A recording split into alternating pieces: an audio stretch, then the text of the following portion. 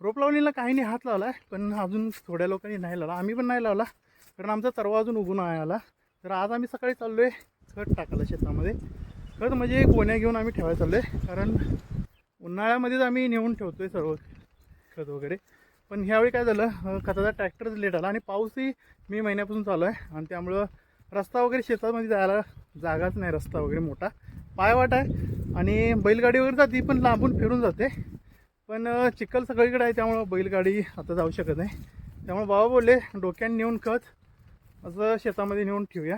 तर आम्ही असंच उन्हाळ्याचं नेऊन ठेवतो, कारण पावसाळ्याचं जाता वेळी बाकी साहित्य पण असते, रोप लावणीवेळी वगैरे अवजार वगैरे असतात आणि ते साहित्य घेऊन जाणं जमत नाही. त्यामुळे बोलले की नेऊन टाकूया, म्हणजे एकदा टेन्शन नाही तिथं नेऊन एका ह्याच्यात. म्हणजे आम्ही झागच्या वेळी कसं केलं आहे करतो आहे की सगळीच करतात अशी की पिशवीच्यात या पोत्याच्यात वनपाटचे हे टाकतात प्लास्टिक कागद आणि त्याच्यातून खत टाकलं की भिजत नाही आणि त्याच्यावरती आणि तिथं झाकून आम्ही कागद वगैरे घातलेला आहे. तर आणि पायवाट पावसाळ्याचं जायचं म्हणजे अनवाणी जायला लागते. पावसाळ्याचं चप्पल नाही चालत, बूट वगैरे चांगल्या ह्याचा असेल, त्याला स्टड चांगले असतील तरच वापरायला चालते, नाहीतर नाही.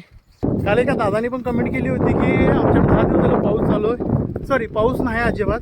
तर आमच्याकडे तर मोजून 10 ते 15 मिनटं कसा तरी भाऊ थांबतोय, नाहीतर तासभर धुळा पडतोय.